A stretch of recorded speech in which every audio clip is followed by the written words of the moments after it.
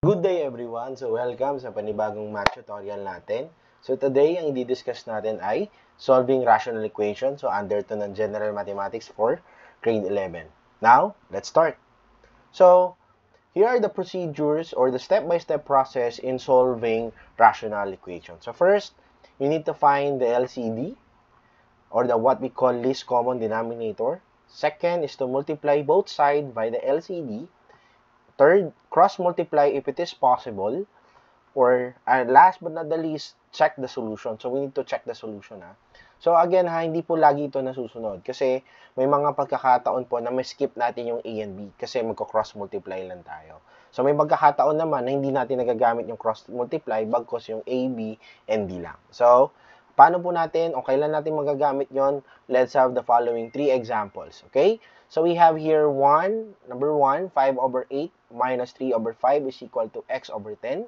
Second, x plus 8 over x equals 6. Third, x plus 3 all over x minus 3 equals 12 over 3. So, let's start.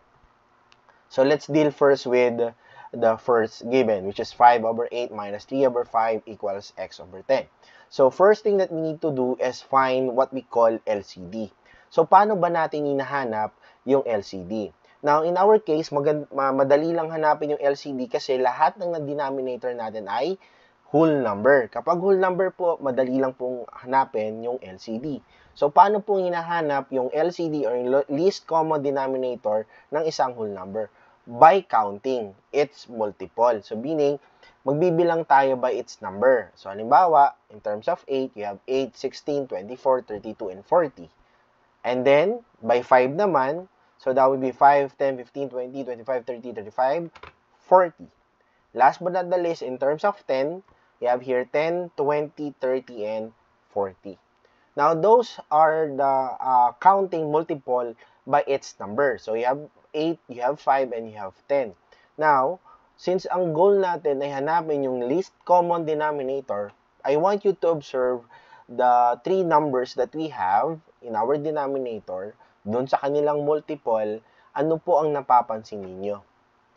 Meron po kayong makikita na pagkakapareho. Ano po yon? Yun yung value ng 40. Since yun po yung pagkakapareho nila, yung pinakamababang pagkakapareho ng tatlong numero na meron tayo, yung 8, 5, and 10, therefore, that is our LCD. So, the LCD that we have is 40. So, again, the first step is to find the LCD. So, natapos na tayo dun sa paghanap ng LCD. Next thing that we need to do is to multiply both side or each fraction that we have. So, i-multiply natin yung 40 sa kada fraction. So, isa dito, isa dyan, at isa po dito. So, tatlong beses natin ita-times yung 40 kasi tatlong fraction ang meron tayo. So, paano po yon? So, ganito po yung magiging itsura niya. So, 5 over 8 times 40 minus 3 over 5 times 40 equals x over 10 times 40. Next, tingnan po natin yung ating mga given. Ano po ang na-observe natin? Kung naisip nyo po, yung naisip ko na pwedeng i-reduce yung LCD at denominator, therefore, you're correct. Pwede natin ma-reduce yung mga value ng denominator at ng LCD. Kasi yun naman talaga ang purpose ng LCD, ma-reduce yung denominator. Now, let's focus muna sa first fraction. Yung 5 over 8 and 40. So, dito muna tayo. So, ano pwede natin magawa dyan? Take note that 40 and 8 has a common factor, which is 8. So, yung 40 ay pwedeng i-divide sa 8 at yung 8 pwedeng i-divide sa 8. So, ano mangyari? So, you can cancel both sides, or you can cancel both number because they are divisible by 8. So, what is 40 divided by 8? Or ilang 40 o ilang 8 ang meron sa 40? 5. Very good. So, 5 8 ang meron sa 40. O what is 8 divided by 8 naman? That is 1. So, ganun po yan, no? Ganun po natin gagawin, ma-reduce lang natin yung denominator. Let's proceed to the second fraction. Dito naman tayo sa 5 and 40. Dito naman tayo sa second fraction. 5 and 40. So, ano pong common between 40 and 5? Very good. The answer is 5. They are both divisible by 5. So, ilang 5 ang meron sa 40? So, ilang 5 ang meron sa 40? If your answer is 8, therefore you're correct. Ilang 5 ang meron sa 5 or 5 divided by 1? The answer is 1. So, that's how you reduce the denominator by using our LCD. Next, doon naman tayo sa last fraction na meron tayo, yung 40 at 10. Ano pong common ng 40 at 10? Kung ang sagot nyo po ay 10, very good. Ang common factor nila, or the greatest common factor of 40 and 10 is 10. So, you can divide both side by 10, or divide both side by number 10. So, ang mangyayari, 40 divide by 10, o ilang 10 ang meron sa 40? 4. At ilang 10 ang meron sa 10, or 10 divide by 10, the answer is 1. So, to finalize this one, you need to multiply the remaining numerator, yung natirang numerator natin, no? Doon sa sagot natin, doon sa na-reduced. So, ang mangyari, 5 times 5, that would be 25 over 1. Kasi may 1 pa tayo sa ilalim, eh. So, do not forget the value of 1. Next, you multiply also negative 3 to positive 8. Take note, negative yung 3 dyan. So, what's the answer? The answer is negative 24. So, as you can see, nandyan pa rin yung 1 na natira sa kanina. And last but not the least is to multiply x times 4. The answer is 4x over 1. Ngayon, sa math, pag denominator natin ay 1, ano pong ginagawa? Kina-cancel na lang po o tinatanggal na lang natin kasi 1 lang naman yung denominator. So, ang mangyayari, 25 minus 24 is equal to 4x. What's next? You subtract 25 to 24. And that's the reason why 1 is equal to 4x. So, yun po yung dahilan bakit nagkaroon ng 1, no? So, 25 minus 24. Next thing that we need to do is to solve for the value of x. Paano ba tayo mag-solve ng value ng x? Kailangan, pag nag-solve tayo ng value ng x, dapat x lang ang matitira. At dapat malaman natin yung corresponding value ng x. In our case, 4x eh. Ayan. May kasama yung x, which is 4. So, anong kailangan gawin? Kailangan natin gawin is to divide both side by 4. And that's the reason why may 4 ka dito, may 4 ka dito. Kasi ganun sa math, kung anong ginawa mo sa kanan, siya rin ang gagawin mo sa kaliwa. Okay? So, yun po yung dahilan. Bakit may 4 ha? Kasi, ang kailangan po natin ay ano? Ma-cancel yung value ng x. Yung 4 na katabi niya. Kailangan kasi mawala yan eh. Para x ang matira. So, definitely, kapag na-cancel yung 4, ano natira? X na lang. At anong magiging value ng x? At ang value ng x natin ay 1 over 4. And that is the final answer for the value of x. So, sana, no?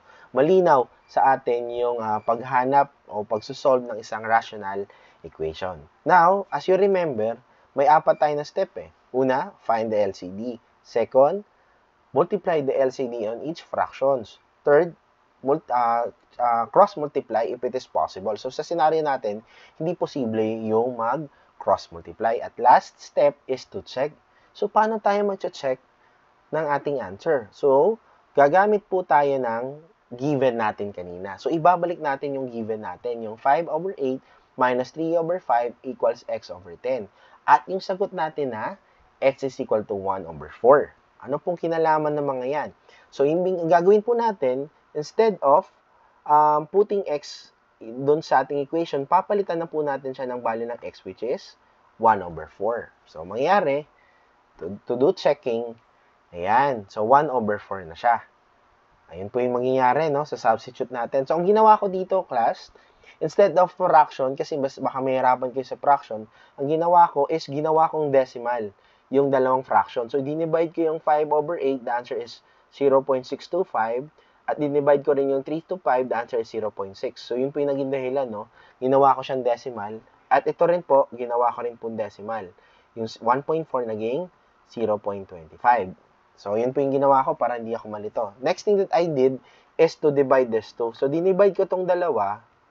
Ang sagot po ay ito. Ayan, 0.025. Next thing that we need to do is to subtract this two. So, gawin nyo po, bawasan nyo to, o i-subtract nyo na po ito sa kanila, o sa isa't isa.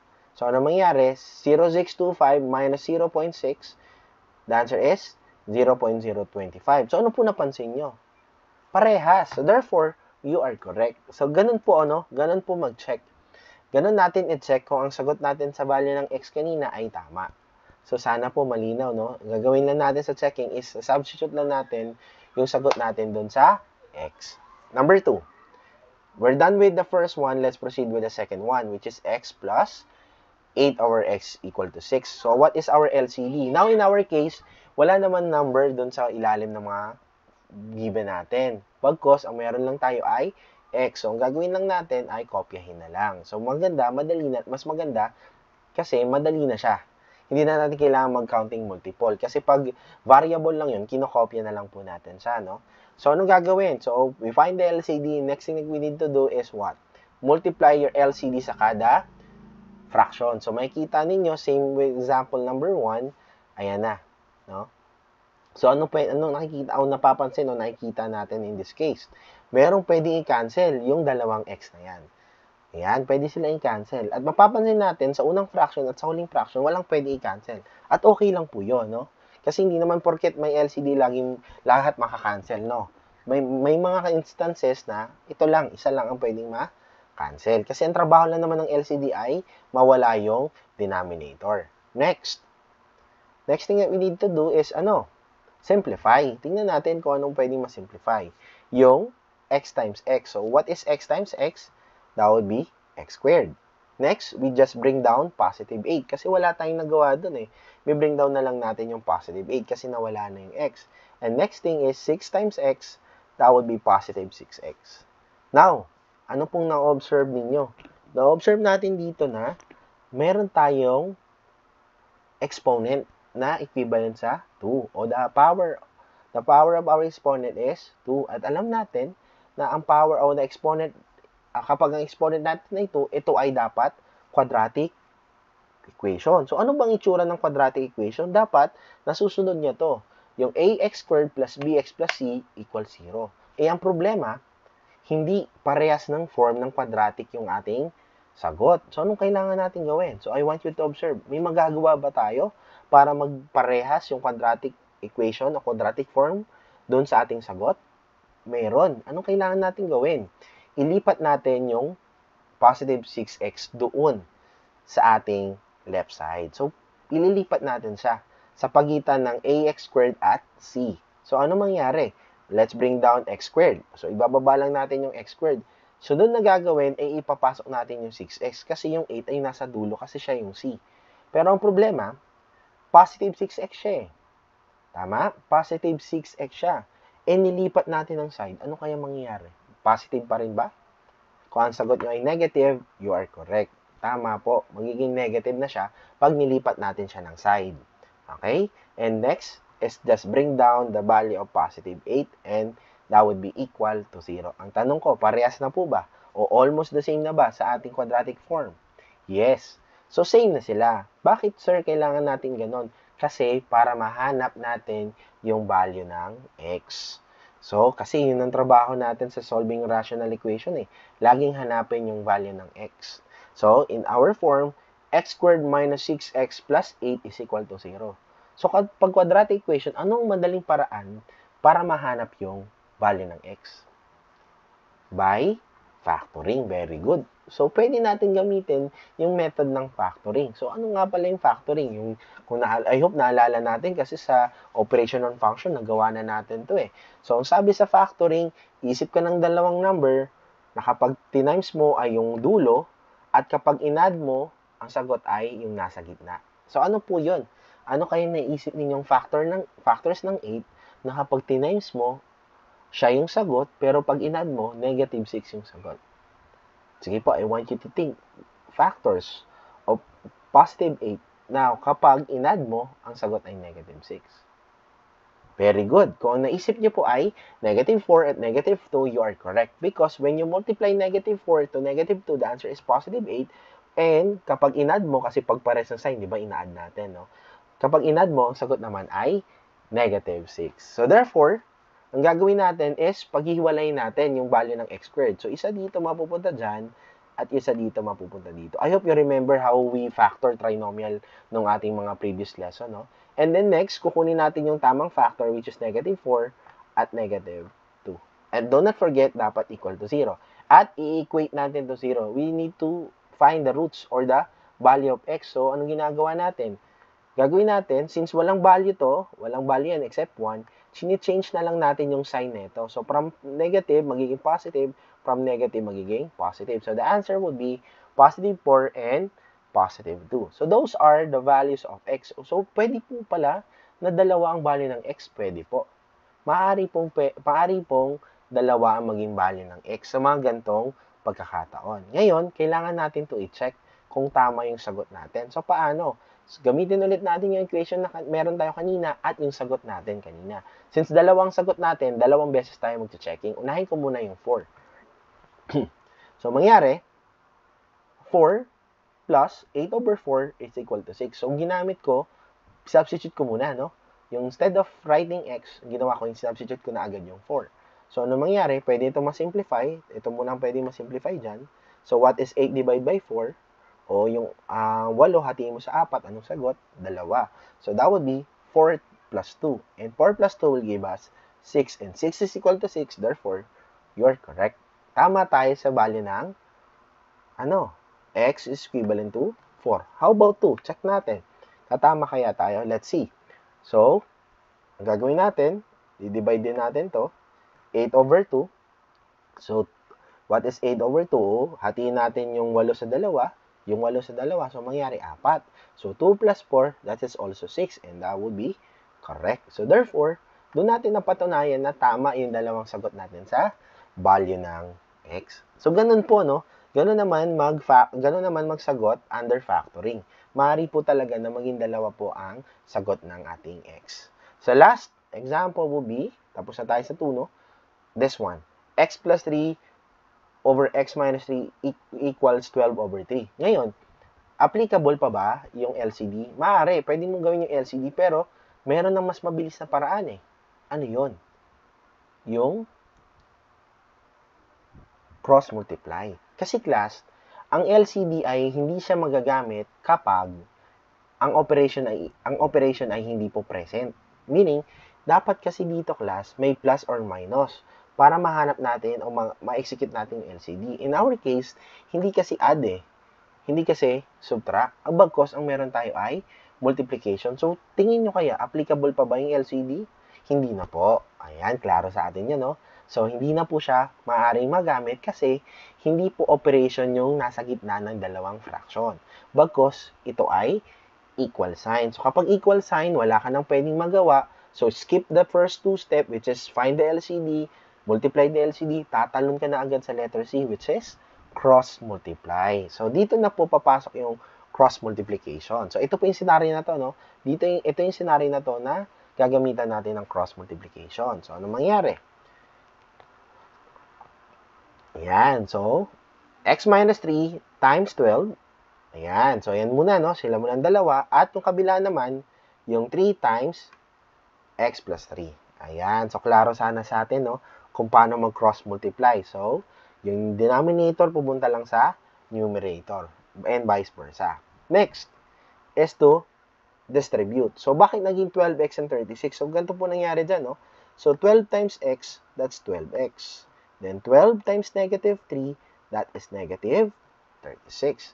Next thing is 3 times x, that would be 3x. And 3 times positive 3, that would be positive 9. So, ganun po. Dinistribute po natin. That's the reason why yun po yung naging sagot.